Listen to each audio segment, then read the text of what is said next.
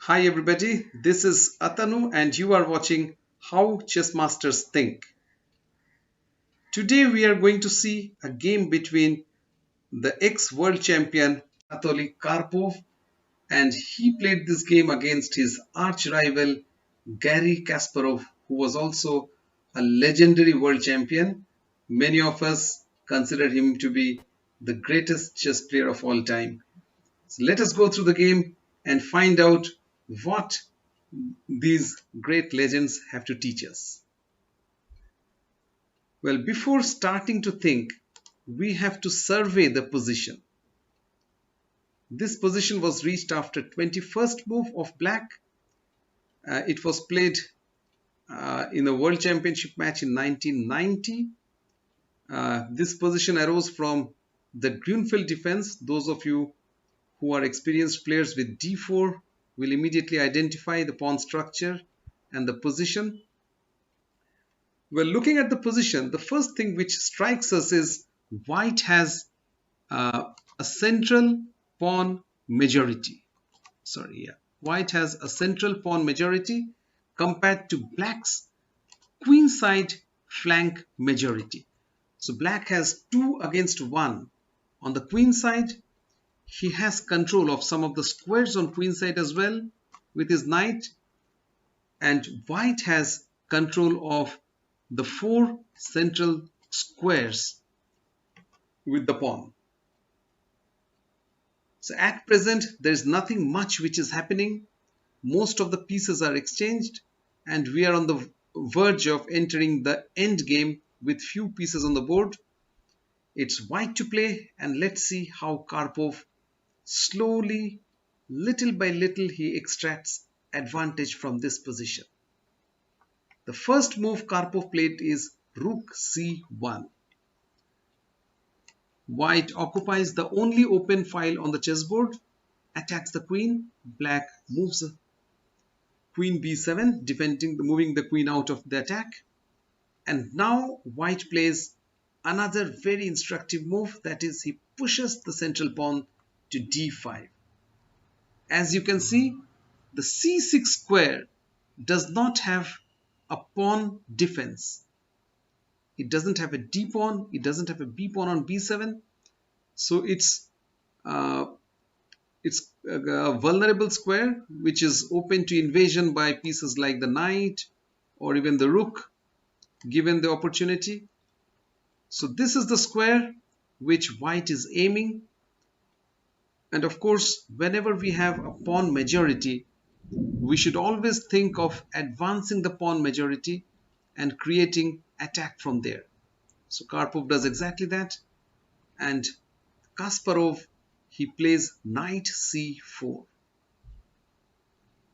This is a very nice move because it stops the rook from entering in future and of course creates some counterplay on the queen side. It has to be noted that any move like rook c8 could not be played because white would simply capture the e-pawn. Notice the queen is overburdened or overloaded. It has to defend c8. It's also defending e7. So white would simply exchange the rook and capture the e-pawn. Black plays knight c4.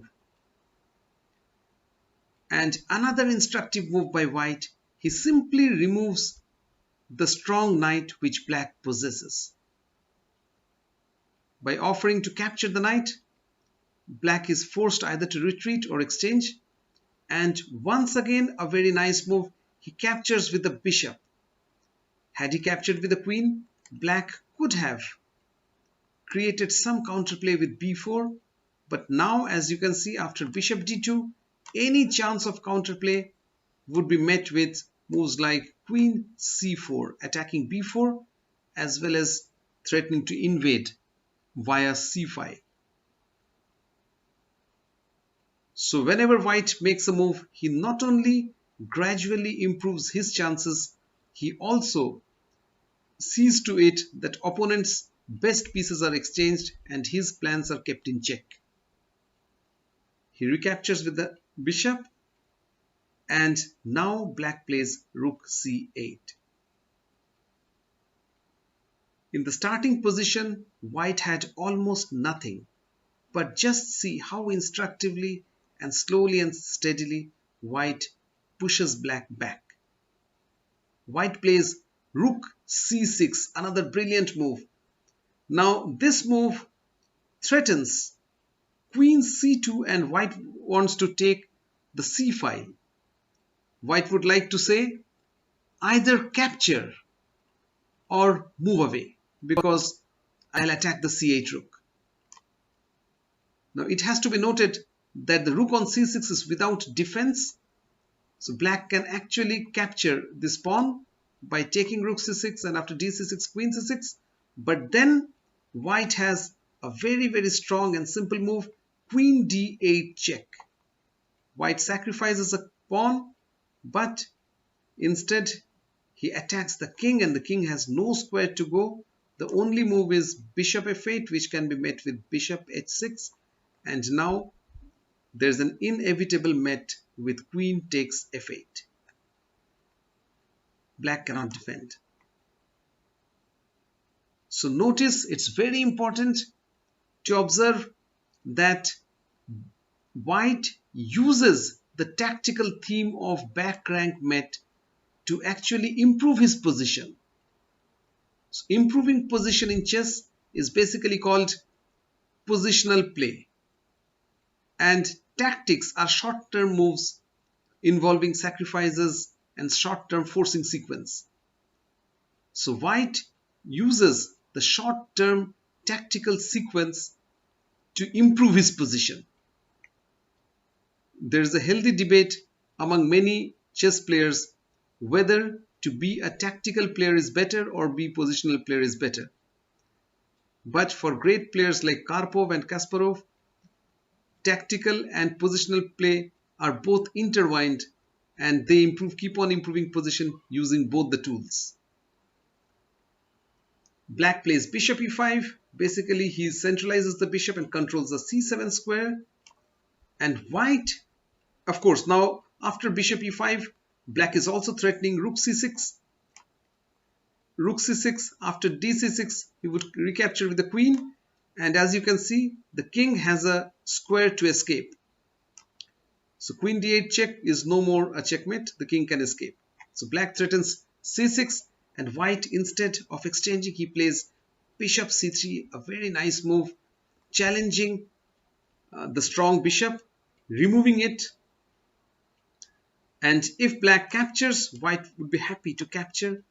And look at this position. White threatens the c8 rook. Either the rook has to move, ceding or conceding the c file to white, or the rook has to capture the rook. That would leave white can easily play dc6, creating a passed pawn, a pawn which is close to queening square without any hindrance. And if black has to, of course, blockade the passed pawn, but that leaves the queen very passive and it has to keep on defending against potential push. White is clearly better. So we can see one type of advantage being transformed into another form of advantage. Right in this position, white has the c file and the active and the very strong c6 square. And bishop c3 is instructive and it mirrors the same idea which white had when he exchanged the knights. Look at this position. Recall, white removed the strongest defensive piece by black for black. And once again, white removes another strong defensive piece on e5. Black goes back bishop b8 and white plays queen d4, threatening a checkmate on g7. Black defends. White plays another very cute little move, that is bishop a5. It vacates the c3 square for the queen, and once again he leaves the pawn to be captured only to get back something greater. He checks he would check and get back the bishop on b8. And this is the reason why, well, bishop moved to a5, releasing the c3 square for the queen. Still black cannot capture the c6 pawn. He played bishop d6. Now he's threatening to capture on c6. White played queen c3, taking control of the c file. Black moves here. Notice at this moment the rook cannot enter. It cannot cause any further damage, although white has occupation of c file. In the next few moves, white simply improves his position. He plays a3, stopping any counterplay. Black improves, white also improves. And now black plays bishop e5. White plays queen c5. Now gradually white is entering inside black's position. Black plays h5. This is a typical reaction from Garry Kasparov, who was considered to be a very active chess player who could not defend passively. So he basically is stopping white's invasion and creating counter-attacking chances for black in future. But it's white to move, and white played another very nice move, that is bishop c7. So notice this bishop on e5 is controlling c7 square, which is the entry square for white in this position. White plays bishop c7, black plays bishop a1, and white plays bishop f4. Now he has removed the bishop from defense of c7. He threatens to invade. Black has no option. He plays queen d7, attacking this pawn, but white goes for rook c7. If black captures, white would capture the e7 pawn.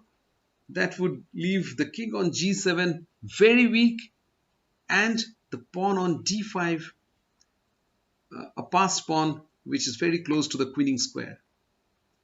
So black played queen d8, kept on defending, and white played d6 with the help of this pawn is pinned.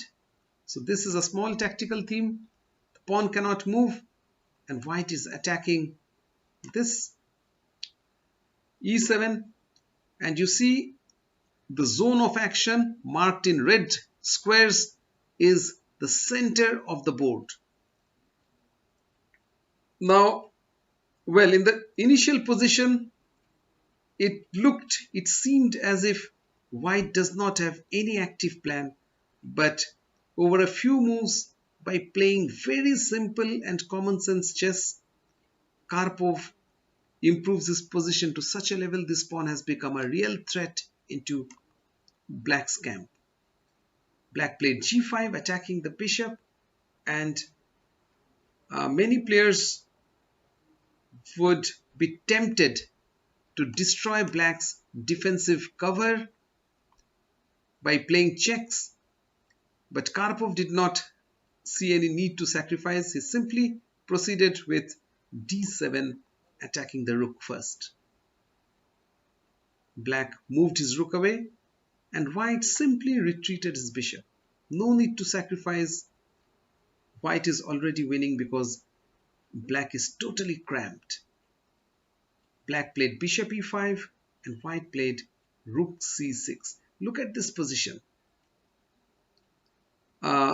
White is, at this moment, white has tied black down completely.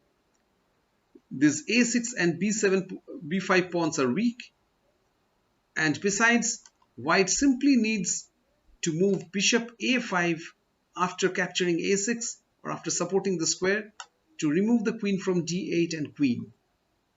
Since black doesn't have any active move, he has no way, no means to stop white's plan of queen c6, queen a7 and bishop a5, or even queen a7, a6 and bishop a5.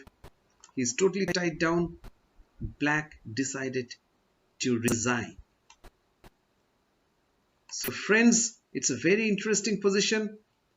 Black is not a single pawn down.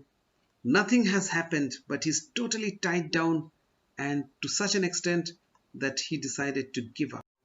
In order to win in life, like Karpov, let us accumulate small advantage little by little and achieve a winning position. Thanks for watching. Keep watching. Life is chess. Till next episode. Goodbye.